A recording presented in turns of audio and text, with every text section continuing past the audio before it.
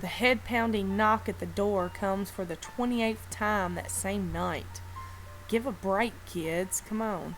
Having to abandon my cooking once again, I hustle to the doorway with my orange bowl filled to the brim with a variety of homemade candies. They were all made by me. Trick or treat, the toddler squeaks. He looks up at me with his dinosaur hoodie drooping over his beady eyes. What a nice costume. Right.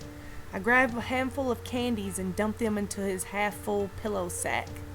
Thank you, he says as he waddles down the porch and back to his dad. I shut the door and retreat to the kitchen. I pull my chicken out of the oven and then bombard it with all kinds of spices. Sometimes I really do feel the slightest bit of guilt, though. I mostly enjoy handing out my candies to the troublesome teenagers, as the older they are, the more I give them. My candy's really just chocolate filled with vodka and some meth. I usually individually wrap them and put them into separate little baggies to make them look cheesy. I've been giving out my candies for well over 3 years now, and no one's ever accused me of their children dying or taking a visit to the hospital. After all, I'm not the only one who does it in the neighborhood. There's Peter down the street. He hands out similar homemade lollipops. They even appear to be store-bought. I really have to admit, I've outdone myself this time. The chicken looks great and ready to devour. Before I can bring it to the dining room table, though, I hear a knocking at the door for the 29th time. Except this one is hard, louder. It actually shakes the floor. Shocked, I peek through a small crack in my window to see a small boy, maybe 6 or 7 years old, wearing a white mask, similar to a Michael Myers mask. He is also wearing a black hoodie and black jeans. He stands there, staring at me from behind his mask. I grab the bowl of candy off the drawer behind me and open the door. I hold it in front of him. Take a candy. Your costume scares me, I tell him. He peeks down at the candy and looks back at me. I know your secret, Annie. A ghostly voice, cold as ice, mutters. His voice shoots chills throughout my body. How did he know my name? Where were his parents? He remains silent after this statement, waiting for my reaction. What do you mean? I stammer. Your candies are drugged. They made my friends sick. Me too. Following the statement, he slapped the bowl out of my shaking hands, scattering the candy all over my porch. The bowl shatters upon impact. What's your problem, kid? Pick that up this instant, I shout, stomping out my door. The child tilts his head, appearing to be confused at this statement. You heard me. Pick up the candy, I repeat. He shakes his head, backing up a couple of steps.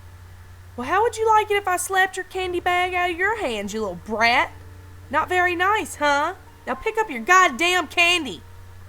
He shrieked a high-pitched scream and ran down the steps of my porch and across the street. Get back here, I shout. I try to run after him, but he is far too fast. I make my way back up to the porch and clean up the mess that little brat made.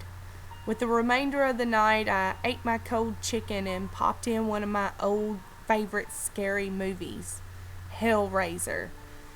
I began to doze off on the lumpy couch next to my bowl of buttery popcorn. But before I could completely fall asleep, a loud knocking comes at the door. What in the world? I mutter, bolting up from the couch. I swing the door open and shout, Go home! It's past midnight, you... I pause. It's the boy in the black hoodie. Before I have a chance to react, he disappears across the street once again. You best run before I call the cops on you, I scream. Get away from my house. With all my force, I slam the door shut and lock it. Just in case, I grab a knife from the kitchen and return to the couch. I'm ready to scare off any late-night visitors now. I lie down like nothing happened. The movie is near ending, and it's the same ending I've watched as a kid, as a teen. The movie was long finished, and I turned off the television. I slept on the couch for no apparent reason and began to doze off once again. I got a few hours sleep before I heard the same knock as the other two knocks. They shake the floor violently, causing me to jump out of my skin. I dare not open the door, as the child might be there. I creep towards a nearby window in my bedroom that reveals a part of my porch. I slowly and quietly move the shades from the window. I don't want to draw any attention to myself. I open the shades enough to peek through without suspicion.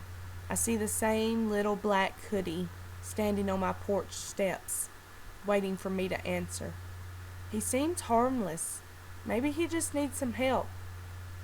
But he did know my name and my secret. I'll just leave him there. Maybe he will leave. I watch his every movement. Just when I think he's going to get up and leave, he stands up and whispers something to himself, but I hear it loud and clear. I know you're watching me through the window. Come out here now. His voice is soft but ghostly. His words seem to pass right through me, shaking me right down to my core. I jolt back from the shades, heart racing. This cannot be happening.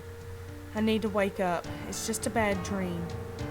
I scramble out of my room and into the living room. I needed to act fast before this boy caused me any harm. Without thinking, I scream. What do you want from me anyways? There is no response. The only noise I hear with my delicate ears is the wind picking up the dead leaves. I decide to call Peter up for help. The only thing the police would do would be locking me up for my candy. I punched in the numbers, my heart feeling like it would leap out of my chest any minute now. I look back out the window and hear the kid say, "Peter's dead. We already got to him." Oh my God. Peter's dead? Peter finally picked up the phone. "Annie, what are you still doing awake?" "Pete, you gotta help me. There's a small boy that won't leave me alone. He's some kind of spirit." "Jeez, Annie, did you eat one of your own candies on accident?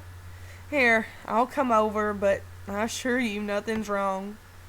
Thank you, Pete." Peter hung up shortly after, and I sat on the couch, miserable. Pete called me 5 minutes later.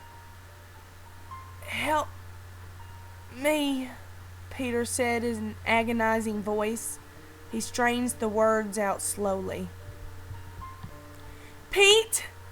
Pete, are you okay?" I cry. "The boy," Peter mutters, hanging up.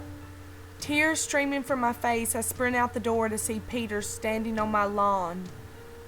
He's slowly reaching towards me and then falls. There's a knife in his back.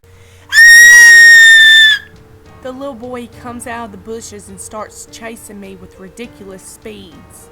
He jumps on my back and slices my throat. I prepare myself for the worst. I'm going to die here, on my floor. Maybe I'll be able to wander the earth next Halloween.